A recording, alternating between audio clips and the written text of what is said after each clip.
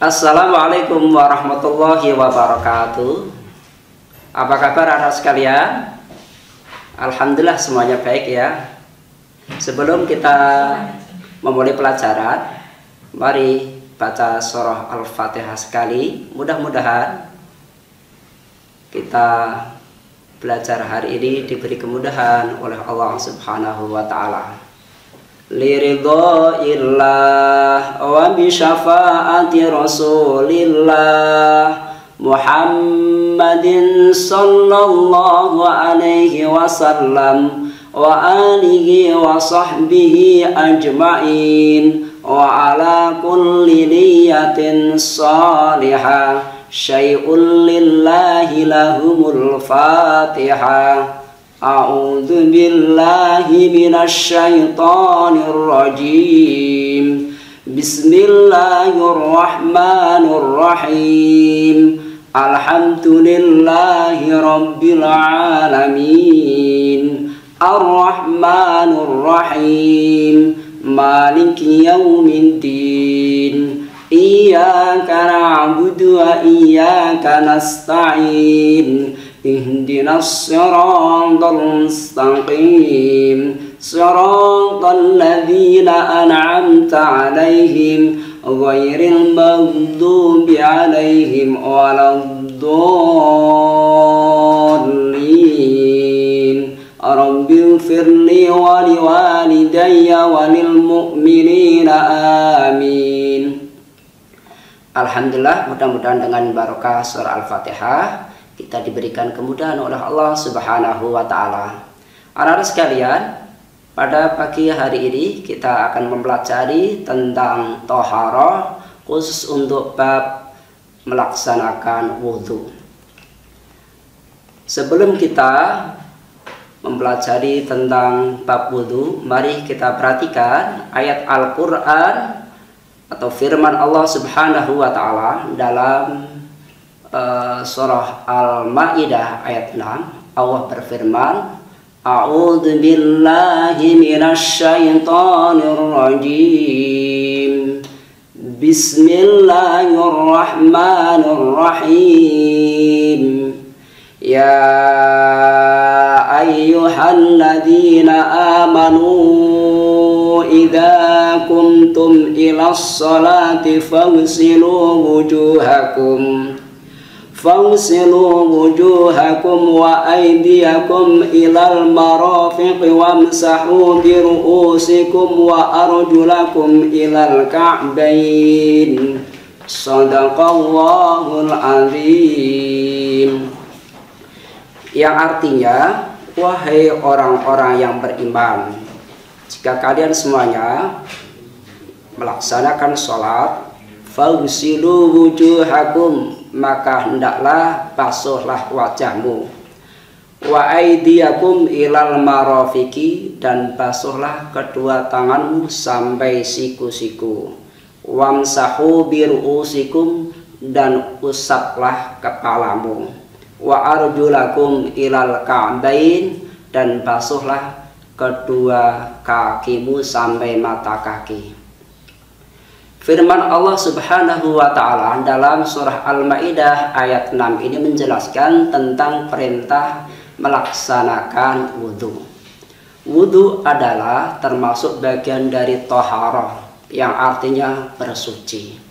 Allah amat sangat menyukai orang-orang yang mensucikan diri, sebagaimana dalam firman Allah, wallahu yuhibbul mutatahhirin. Allah menyukai atau menyenangi orang-orang yang membersihkan diri. Anak-anak sekalian yang dimuliakan oleh Allah, wudhu merupakan salah satu syarat sahnya melaksanakan ibadah sholat. Jika wudhu kita baik, maka insya Allah sholat kita akan menjadi baik. Oleh karenanya, wudhu harus kita perhatikan sebaik-baiknya. Dalam melaksanakan wudhu, para ulama ahlul fikih menjelaskan bahwa rukun wudhu itu ada 6. Yang pertama, niat. Niat artinya menyengaja melaksanakan sesuatu. Dalam hal ini berarti kita menyengaja melaksanakan wudhu.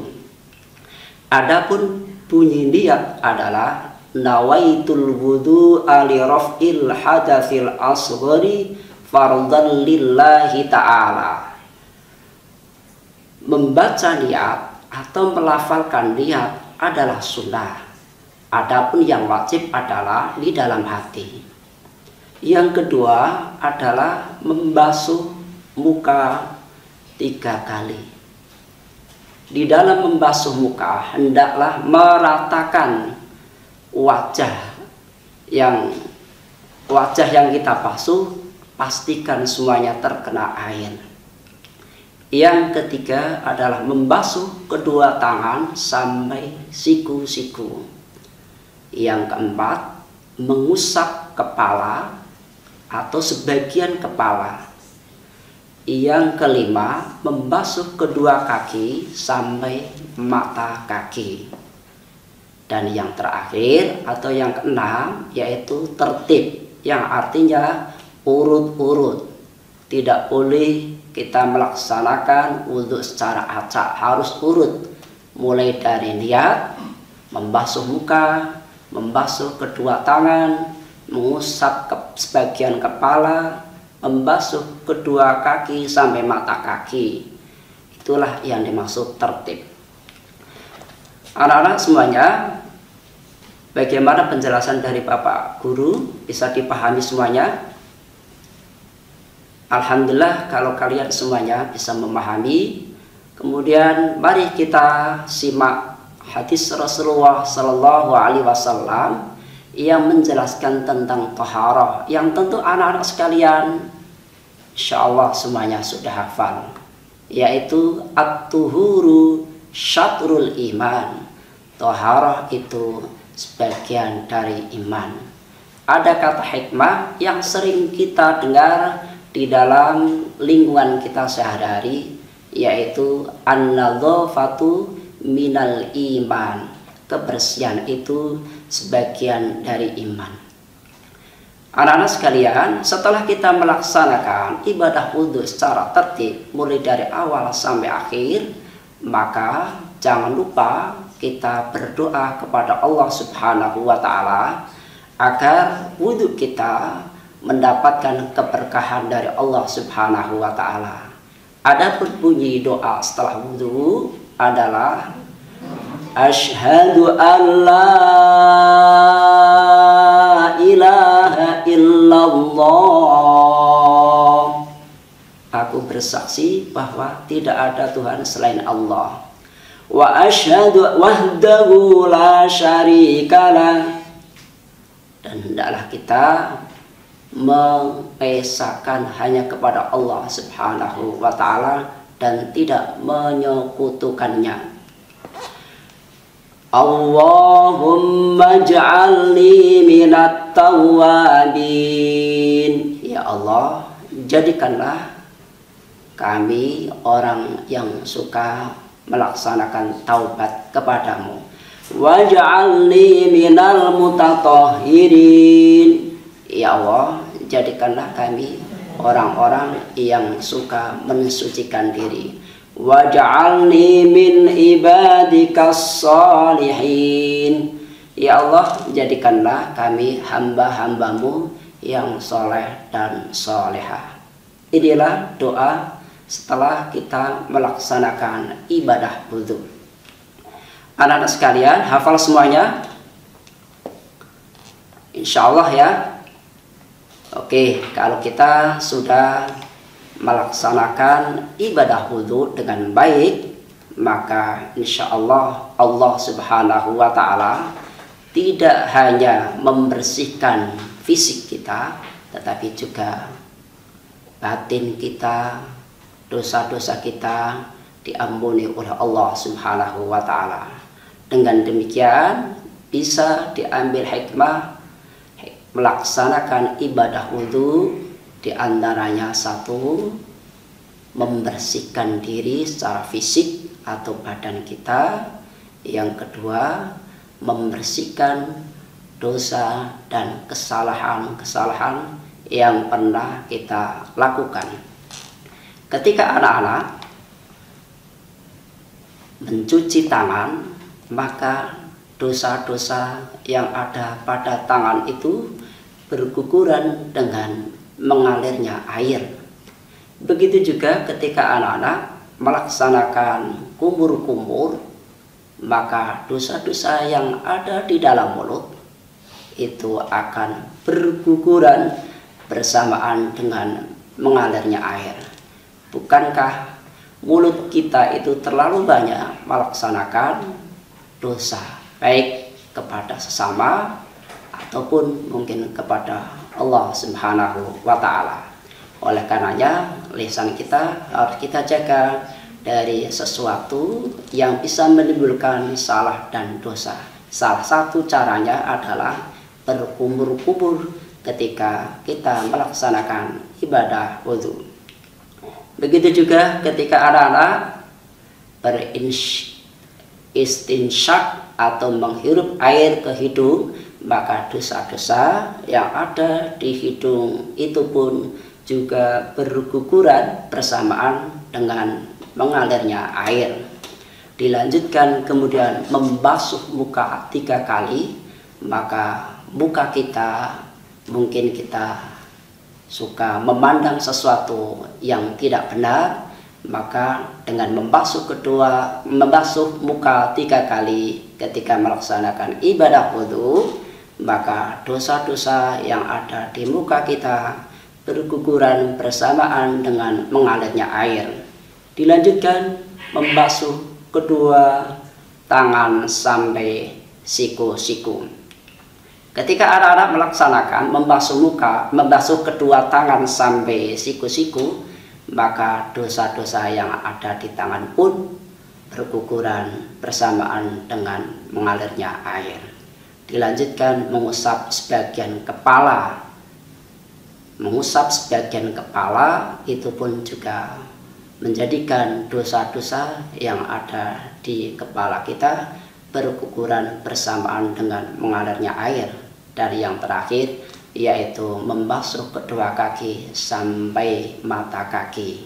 Dosa yang ada pada kaki ketika kita membasuhnya, maka insya Allah akan berguguran dengan mengalirnya air. Bukankah kaki kita terlalu banyak kita melangkahkan ke hal-hal yang tidak diridhai oleh Allah Subhanahu wa Ta'ala? Oleh karenanya, ketika anak-anak membasuh kedua kaki sampai mata kaki, insya Allah dosa-dosa yang ada pada kedua kaki kita berguguran bersamaan dengan mengalirnya air. Artinya apa? Ketika anak-anak melaksanakan ibadah wudhu secara sempurna, maka seluruh anggota tubuh kita terbebaskan dari dosa, insya Allah. Itulah makna dari melaksanakan ibadah wudhu.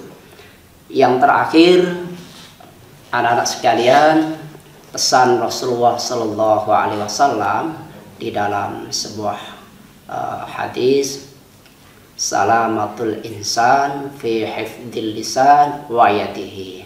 Selamatnya manusia itu adalah bagaimana cara kita menjaga lisan kita dan tangan kita. Lisan kita hendaknya kita pergunakan untuk selalu berzikir kepada Allah, melakukan hal-hal yang baik, di antaranya membaca Al-Quran, membaca sholawat, dan lain-lainnya. Juga tangan kita hendaknya kita gunakan untuk hal-hal yang baik seperti menolong kepada sesama manusia.